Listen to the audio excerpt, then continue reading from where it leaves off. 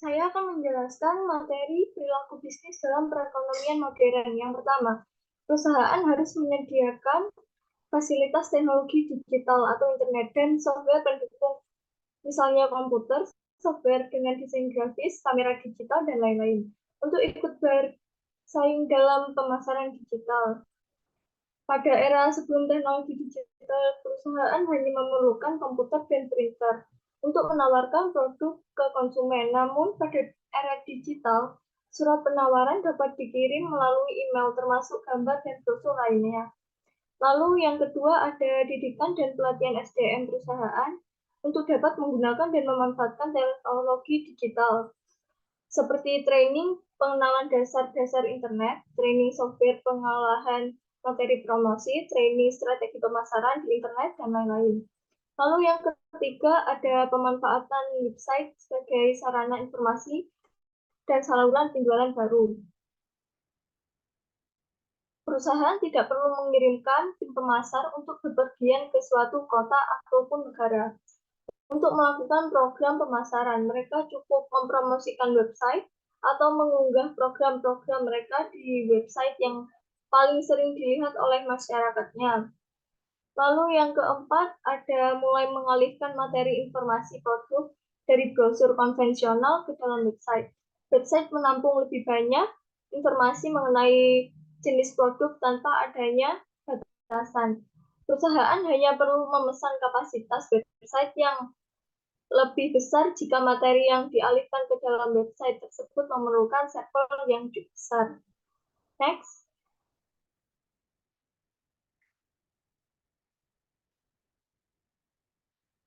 Lalu yang selanjutnya ada mengumpulkan dan melakukan lebih banyak riset terhadap pasar, pelanggan, calon pelanggan, dan pesaing. Perusahaan dapat menyebarkan kuesioner atau membentuk forum diskusi serta mengumpulkan data primer lainnya. Riset pasar dapat dilakukan dengan mengambil data dari website perusahaan maupun dari perusahaan internet besar seperti Google. Pada web perusahaan, perusahaan akan memperoleh data seperti yang pertama jumlah pengunjung, baik harian, mingguan, bulanan, ataupun tahunan. Lalu yang kedua ada kategori produk yang sering dan jarang terlihat. Lalu yang ketiga ada produk-produk yang sering dibeli oleh pengunjung. Yang keempat ada rata-rata harga produk yang akan dibeli. Yang kelima, informasi produk yang kurang jelas bagi pengunjung.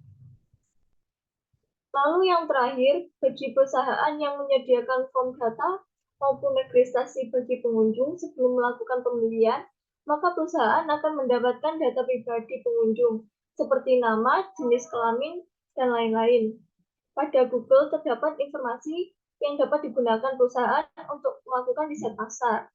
Misalnya, perusahaan yang ingin memasarkan traktor. Google dapat memberi informasi antara lain seperti kata kunci yang digunakan dan alternatif kata kunci tersebut. Lalu negara atau provinsi yang sering mencari traktor di internet. Yang terakhir, waktu yang digunakan dalam mencari traktor di internet dan lain-lain. Lalu yang keenam, komunikasi internal perusahaan beralih dari surat atau telepon atau intercom menjadi telekomunikasi digital. Karyawan dapat memanfaatkan email internal untuk bertanya ataupun meminta persetujuan secara cepat. Jangka waktu pengiriman dan pembalian email relatif lebih cepat daripada mengantarkan surat penawaran ke bagian pengguna. Lalu yang nomor 7 ada perusahaan menjadi lebih cepat melakukan komunikasi dua arah dengan pelanggan atau calon pelanggan serta pemasok dan distributor. Pada masa sebelum era internet, perusahaan mempunyai jalur tata niaga yang panjang untuk menyampaikan produk kepada konsumen. Rantai tata niaga yang panjang menyebabkan perusahaan mengalami kesulitan dalam berinteraksi dengan konsumen. Namun, di era internet ini, perusahaan dapat berinteraksi langsung dengan konsumen dengan memerlukan waktu yang relatif singkat untuk menerima umpan balik dari konsumen. Lalu yang ke-8 ada perusahaan mulai dapat langsung mengirimkan iklan, kupon, informasi produk kepada pelanggan atau calon pelanggannya. Hal ini dapat dilakukan dengan cara mengunggah materi-materi tersebut ke dalam website atau mengirim materi tersebut ke dalam email. Contohnya, pada toko pakaian Metro Indonesia mengirim info terhadap produknya dan event melalui email. Next.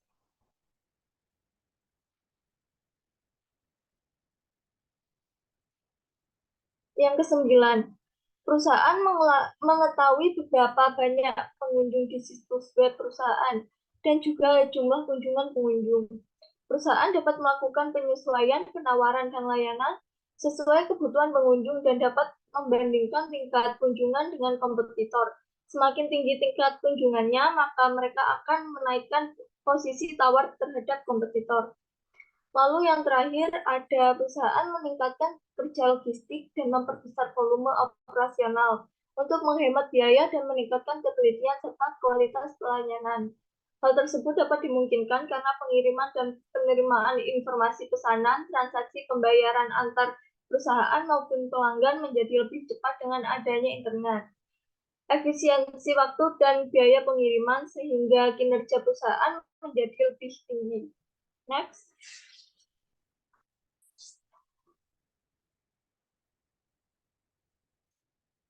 Lalu materi yang selanjutnya ada proses belanja konsumen daring.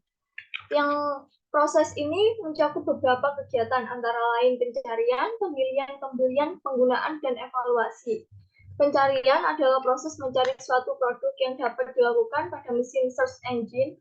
Pada hasil pencarian terdapat produk sejenis. Oleh sebab itu, produk pemasar harus punya spesifikasi khusus yang tidak dimiliki oleh komputer. Proses ini juga dapat dilakukan melalui media konvensional seperti iklan, brosur, maupun media massa. Lalu yang selanjutnya ada tahap pemilihan. Pemilihan, konsumen dapat memilih dengan spesifikasi media sosial. Sesuai kebutuhan pelanggan pada media digital ini, konsumen dapat berinteraksi langsung dengan penjual. Pada media digital terdapat informasi seperti referensi, testimoni konsumen, ulasan atau diskusi konsumen, atau yang disebut juga dengan e-worm. Berhubungan kuat dengan niat pembelian konsumen. Lalu ada tahap pembelian. Tahap pembelian dipengaruhi oleh beberapa faktor seperti motivasi konsumen untuk mencapai tujuan dengan produk tersebut, persepsi konsumen terhadap produk yang akan dibeli, dan sikap konsumen terhadap produk atau suka tidaknya konsumen terhadap produk. Proses pembelian pada transaksi non-digital dilakukan dengan mengunjungi toko dan melakukan proses pembayaran, sedangkan pembelian di media digital dapat dilakukan dengan melakukan pembayaran dengan cara yang tersedia. Dapat dilakukan dengan cara membayar di PayPal, transfer bank, maupun dengan kartu kredit. Lalu tahap penggunaan. Tahap penggunaan merupakan tahap di mana konsumen mulai menggunakan barang yang dibeli. Lalu ada tahap evaluasi. Tahap evaluasi dilakukan terhadap kualitas produk. Jika produk dapat memenuhi kebutuhan konsumen, maka konsumen akan merasa puas. Jika konsumen memiliki tingkat kepuasan yang tinggi, maka produk akan memiliki nilai yang tinggi di mata konsumen. Begitu juga sebaliknya. Materi selanjutnya akan disampaikan oleh rekan saya.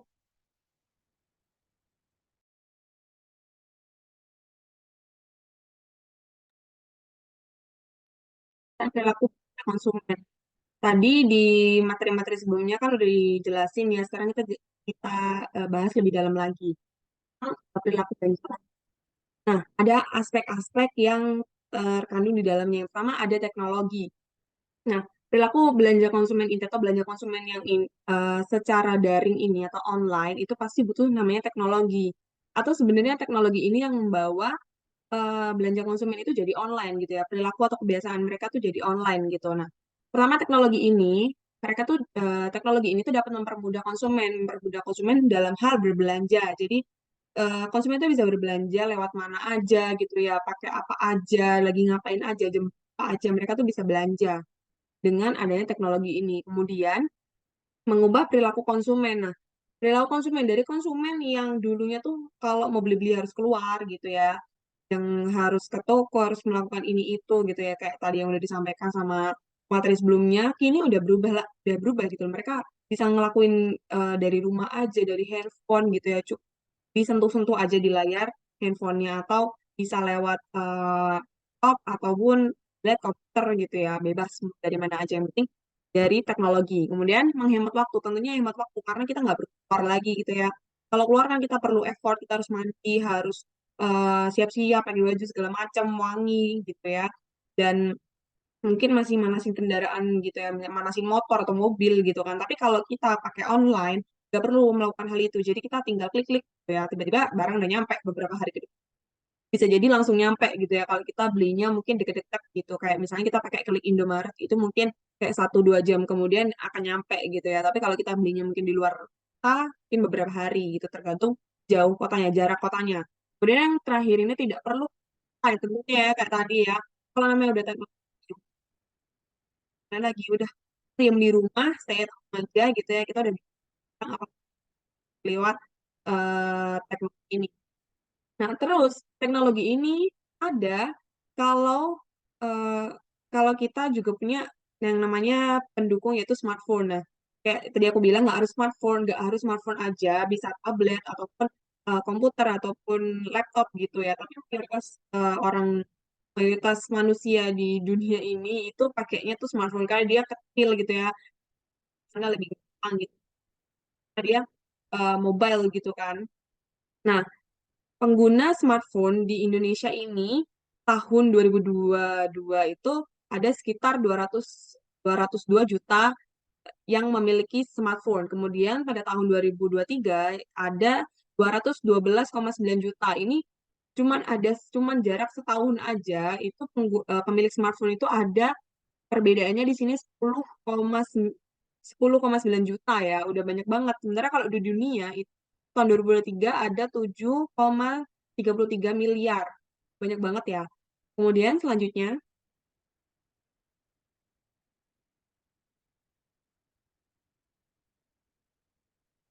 nah ini kalau kita udah ada teknologi, kita udah punya smartphone atau pendukungnya smartphone, laptop, tab gitu ya, kita juga harus butuh internet. Kalaupun kita punya smartphone yang termahal sekalipun ya, smartphone paling mahal di dunia deh gitu, tapi nggak ada internetnya, sama aja sepi gitu loh.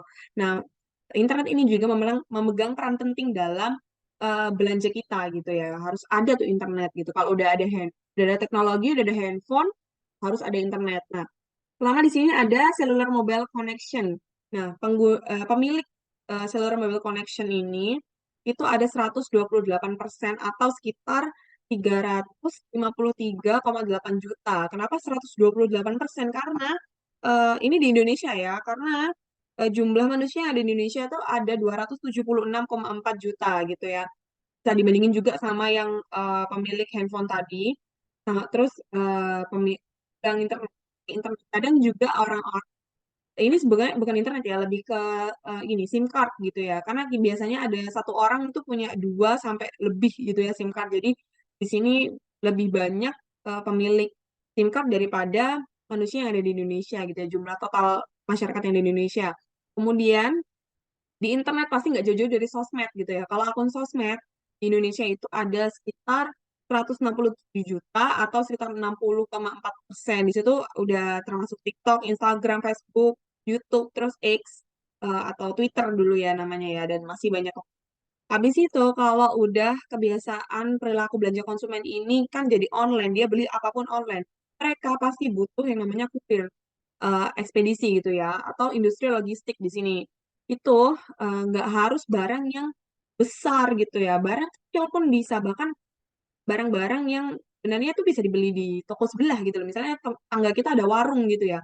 Ada warung kita bisa beli di situ tapi nggak tahu kenapa kita malah milih beli di toko online gitu ya. Mungkin ada gratis promo atau dan sebagainya gitu ya yang bikin di online. Nah, pertumbuhan industri logistik ini karena adanya belanja konsumen yang online ini pada tahun 2002, secara triwulan ini ada 15,79%, kemudian ada 21,27%, dan yang terakhir ada 25,81% gitu peningkatannya ya. Kalau tahun 2023 belum ada catatannya karena masih dihitung mungkin ya statistiknya. Dan berkat adanya perilaku belanja konsumen secara online ini yang membuat industri logistik ini menjadi naik. Akhirnya penjualan mobil box dan truk itu meningkat juga gitu ya karena ekspedisi semakin banyak gitu ya. Kurir-kurir yang harus mengantarkan paket-paket kita gitu ya harus semakin banyak jadinya penjualannya juga naik. Oke, next.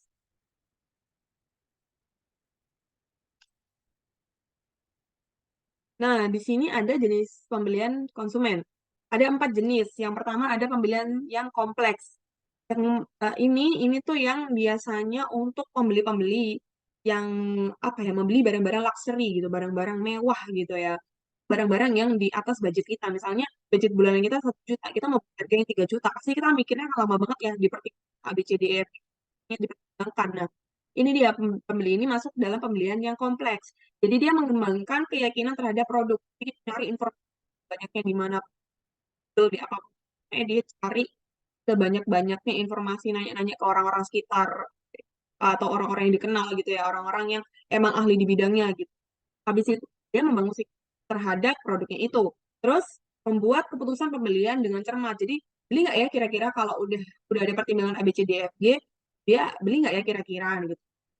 Kayak barang yang mahal tuh kayak mobil, handphone gitu lah ya, nggak usah.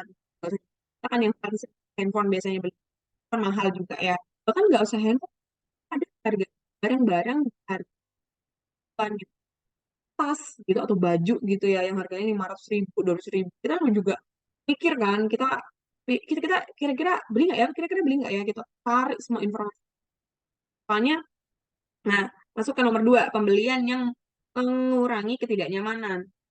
Nah, sebenarnya yang mengurangi ketidaknyamanan ini adalah pembelian yang kompleks gitu loh, pembelian yang kompleks, namun dia mendapati ketidakpuasan dalam produknya.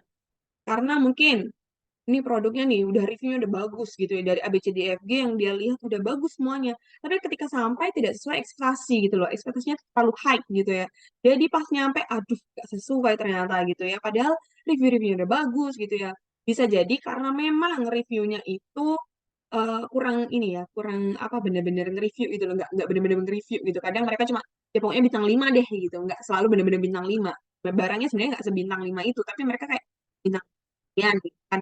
Jadi, nutup rezeki orang gitu lah bilangnya. Padahal ya review itu karena untuk selanjutnya bisa jadi pembeli itu kan kecewa karena ekspektasi bintang 5 semua nih, bintangnya 4 kan atau 5/5 gitu ya. Jadi banyak orang yang beli tapi ternyata barangnya tidak sebagus atau bahkan bisa jadi di pengirimannya yang rusak di jalan gitu ya karena ya memang UMR-nya dari kurir itu dikit bawa UMR ya UMR-nya kan kalau di Jember kalau nggak salah tuh 2,2 atau 2,3 2 di atas lah di atas 2 juta tapi kurir itu biasanya di bawah 2 juta gitu ya. Ini gajinya makanya kadang kurir itu juga agak agak kesel gitu ya kita paket kir gitu minta barangnya aman sampai rumah itu gimana maksudnya gitu ya jadi kadang dilempar-lempar tuh gimana ya. Dibilang salah sih enggak gitu tapi juga nggak dibenerin nih kalau kayak gitu ya karena kita sebagai konsumen juga pingin produk kita tuh tetap aman sampai rumah gitu kan.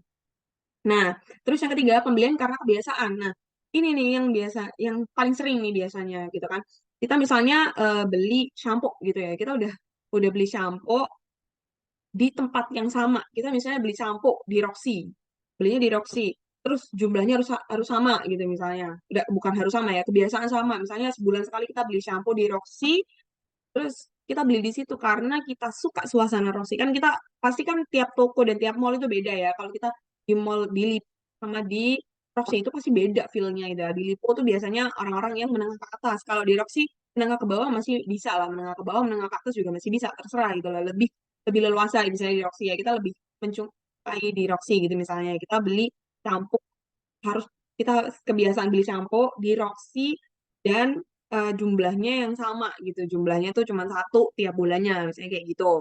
Nah, terus yang keempat ada pembelian untuk mencari variasi. Maksudnya ini biasanya dilakukan orang-orang yang udah uangnya tumpah-tumpah gitu ya, uangnya udah tumpah-tumpah atau memang ya dia memang mau aja gitu. Misalnya dia beli produk A, produk ini tuh sama gitu. Produknya sama, harganya sama, tapi mereknya beda gitu. Nah, kita biasanya beli kebiasaan di produk A. Habis itu kita nyobain produk B gitu loh, biar ada variasi lagi. Misalnya nih, kita beli ayam gitu ya, ayam KFC sama ayam McD gitu. Kita biasanya beli di ayam McD gitu ya. Pengen cari variasi deh gitu. Aku pengen nyoba sesuatu yang baru gitu. Akhirnya kita coba ayamnya KFC gitu. Kita banding-bandingin di situ. Nah, biasanya tuh pembeli untuk mencari variasi ini. Kayak gitu terus next.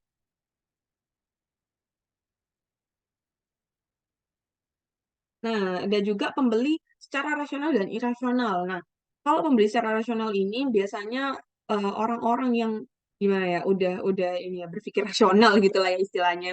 Mereka tuh beli secara sesuai kebutuhan. Jadi kalau butuh ya beli, kalau nggak butuh ya nggak beli gitu. Misalnya kita ke Indomaret beli-beli gitu, beli roti, ya udah beli roti, terus ditawarin ada promo mas ada ini, udah nggak, aku maunya cuma roti aja, udah nggak usah tawarin yang lain kayak gitu kalau belum rasional. Beda beda sama irasional. Nah, nanti gimana ya irasionalnya? Irasional tuh biasanya kan gini, orang-orangnya tuh belinya, pernah nggak sih ke Indomaret terus beli apa ya gitu ya. Ini biasanya tuh orang-orang irasional tuh kayaknya tuh. Nah, kalau orang rasional itu pasti dia belinya sesuai kebutuhan. Kalau butuhnya A ya A gitu, udah nggak mau yang lain gitu. Kalaupun ada B, tapi dia mikir dulu tuh kira-kira butuh ya, kayak kalau nggak butuh ya nggak jadi. Tapi kalau misalnya butuh, tapi mungkin butuhnya seminggu ke depan gitu, udahlah beli sekarang mumpung promo tuh biasanya gitu ada. Terus ada manfaat optimal, manfaatnya pasti optimal banget ya, namanya juga kebutuhan ya, pasti manfaatnya yang optimal gitu. Kalau mas kali beli mutunya baik, pasti mutunya baik. Kenapa? Karena pembeli rasional itu kan membeli kebutuhan ya, pasti kebutuhan tuh akan repeat order gitu. Jadi mutunya baik. Kalau dia misalnya mau repeat order yang nggak baik, dia akan cari yang lain. Kemudian harganya sesuai budget. Budgetnya misalnya kita punya uang 1 juta, kalau kita beli barang yang 1,2 juta, ya gila kali gitu. Mana 200-nya minus dong? Masa kita mau ngutang kan kayak gitu ya? Jadi pembeli rasional pasti beli harganya sesuai sama budgetnya dia. Kalau budgetnya 1 juta, ya belinya 1 juta gitu. Nah, terus kalau pembeli irasional, pembeliannya gegabah ya. Pembelian gegabah. Jadi gegabah dia dia lagi scroll scroll TikTok gitu, tiba ada barang bagus banget di TikTok nih, cuma 200 ribu gitu. Biasanya aku beli ini 1 juta nih gitu. Kok ini 200 ribu? Tiba-tiba gegabah dia langsung nyari di toko orang atau toko hijau gitu. Atau dia langsung beli aja di TikTok Shop itu gitu. Habis itu dia ternyata uangnya nggak cukup gitu ya. Ini kan dia akhirnya pakai pay later dong gitu. Nah, terus yang kedua ada menjaga gengsi. Nah, menjaga gengsi ini ya misalnya nih ada tas gitu ya. Kita beli di Shopee cuma 100 ribu. Nah, ada merek misalnya kita Elizabeth lah gitu ya. Elizabeth ini harganya 500. Walaupun produknya sama, desainnya sama, semuanya sama gitu ya. Paling ya kualitasnya premium sama biasa gitu ya. Tapi kan kita kan nggak banyak orang yang tahu dengan hal itu ya gitu. Kalau kita nggak ngasih tahu atau bareng-bareng atau gimana atau orang yang benar-benar teliti banget kadang nggak kelihatan gitu lah. Nah, tapi karena kita menjaga gengsi, akhirnya kita yang di Shopee tuh kayak, gak deh gitu, walaupun 100 ribu lebih murah gitu, dan sama persis gitu misalnya ya. Gak deh, aku punya Elizabeth, tetap memilih Elizabeth karena menjaga gengsi kayak gitu. Nah, biasanya terus dia juga tuh mudah tertarik dengan desain. Desain di sini maksudnya adalah kayak display toko gitu loh. Nah, kalau udah barang display-display toko itu kan mahal ya. Kalau udah ada displaynya itu kan mahal ya. Misalnya kita ke gudang gitu, ke gudang baju gitu ya. Nah, kalau orang-orang rasional, aku mau nyari daster, nggak udah warna daster warnanya biru deh gitu. Ini warna biru. Habis itu dia diajak, ini Bu dasternya warnanya biru gitu. Itu misalnya masih dilipat dimasukin kresek gitu kan biasanya masukin plastik gitu ya. Dilihat kan motifnya kayaknya lucu ya dari lipat walaupun masih dilipat di dalam plastik gitu. Lucu kayaknya. Oke deh, aku butuhnya pokoknya daster kan, ini daster kan. Iya iya panjangnya selutut. Oke oke gitu. Tapi kalau pembeli irasional ini biasanya mereka kayak, Mas bisa dibuka dulu nggak? Boleh dicoba dulu nggak? Atau kalau ada patung, kita cobain ke patungnya dulu nggak? Aku pengen lihat gimana gitu. Karena mereka tertariknya tuh dari desainnya gitu loh, bukan karena mereka butuh belinya gitu loh. Aku pengen buang-buang duit aja gitu. Nah, terus pembeli irasional ini mereka juga sosial media a lot. Jadi mereka pakai sosial media tuh bener-bener sebanyak itu gitu loh. Yang gimana nggak pakai ya mereka lihat iklan aja, lihat iklan dikit udah pengen beli gitu loh. Berarti kan mereka bener-bener sosial media banget sih orang sosial media gitu. Mungkin seharinya dia mungkin pakai lebih dari 10 jam untuk lihat sosial media gitu kali ya matanya sampai merah bengkak gitu kali nggak tahu ya. Pokoknya mereka pasti orang-orang yang menggunakan sosial media yang banyak kayak gitu. Oke, selanjutnya silakan.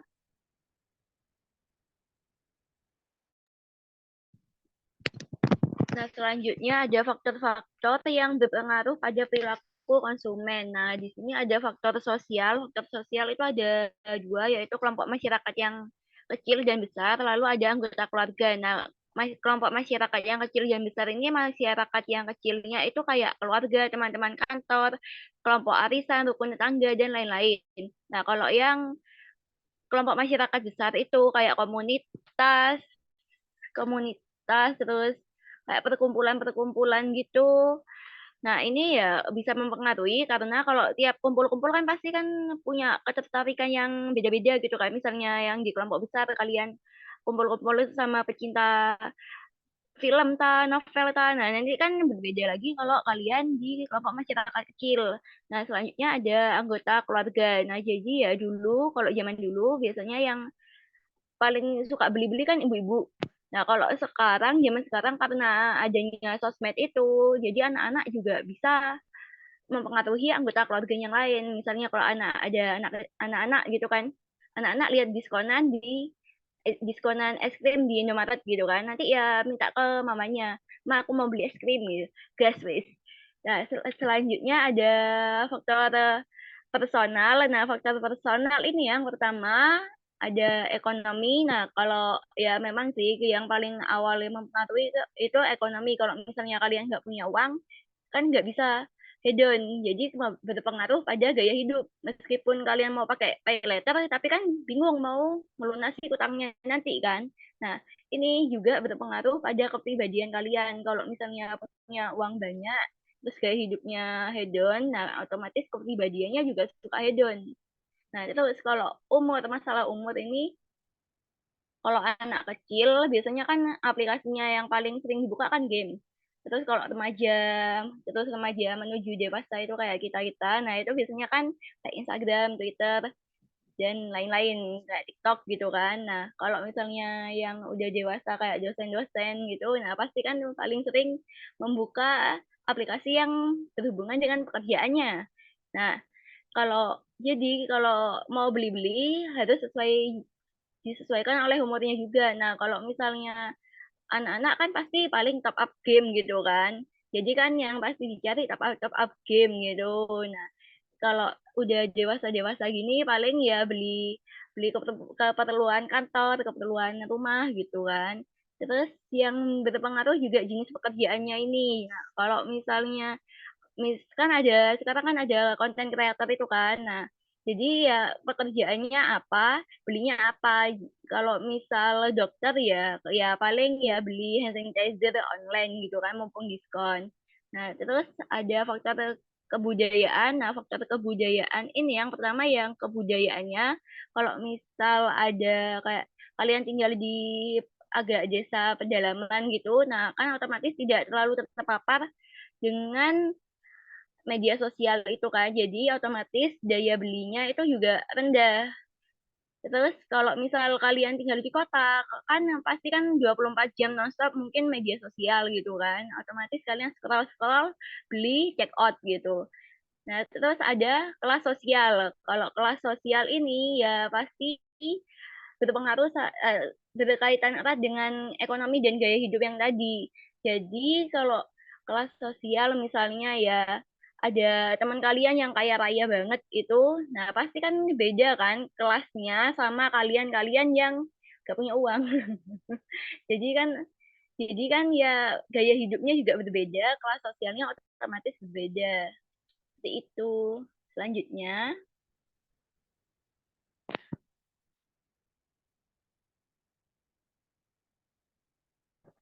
ini gak di stop aja lah. Lanjut.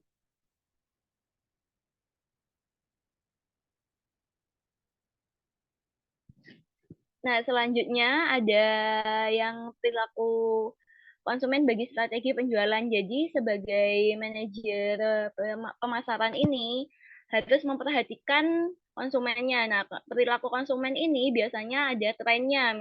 Kalau pas konsumennya lagi sering banget membuka website online, jadi otomatis manajer pemasarannya itu harus melakukan pembukaan toko di sebuah website itu. Terus kalau misal konsumennya itu kayak suka beli-beli di media sosial, jadi mereka harusnya membuat iklan di media sosial itu. Lalu kalau misalnya konsumennya itu suka bayar pakai kartu kredit, pay later, nah jadi jadi yang penjualnya itu harus memfasilitasi di ada pilihan untuk kartu kredit dan pay later di toko tersebut.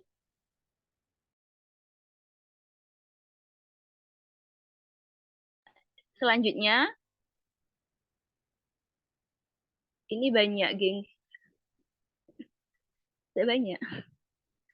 Nah, selanjutnya ada pembelian oleh perusahaan. Nah, kalau pembelian oleh perusahaan ini jatuhnya kayak kerjasama gitu.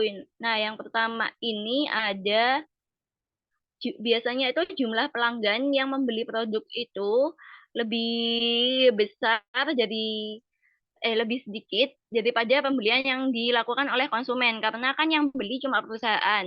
Lalu yang variasi produk yang dibeli itu biasanya sangat banyak. Jadi jatuhnya kayak kulaan gitu. Terus biasanya hubungan antara pemasok dengan perusahaan itu sangat erat kan sudah aku bilang tadi itu jatuhnya kayak kerjasama. Kalau misalnya kepada konsumen aja itu kan cuma hubungan penjual sama konsumen. Selanjutnya ada para pembeli perusahaan ini berada pada satu lokasi yang sama atau satu kawasan yang sama karena belinya mereka biasanya di perkantoran atau di pabriknya langsung. Selanjutnya permintaan tidak elastis, lalu permintaan cenderung berfluktuasi dan pembelian perusahaan dilakukan secara profesional karena ada ikatan itu, ada kontraknya juga. Terus yang selanjutnya keterlibatan SDM dalam perusahaan itu semakin banyak. Lalu perusahaan lebih suka membeli langsung dari produsen tanpa melalui perantara untuk produk yang rumit dan mahal. Dan terakhir, perusahaan lebih memilih produk leasing peralatan-peralatan berat daripada membeli untuk menggunakannya. Selanjutnya akan dijelaskan oleh teman saya. 4 menit. Mau dilanjut, Pak? Aku 3 bab cukup, tah? Oke, berarti menunggu Iya 10 3. menit lagi ya. 9 menit. Tadi kan 9 menit.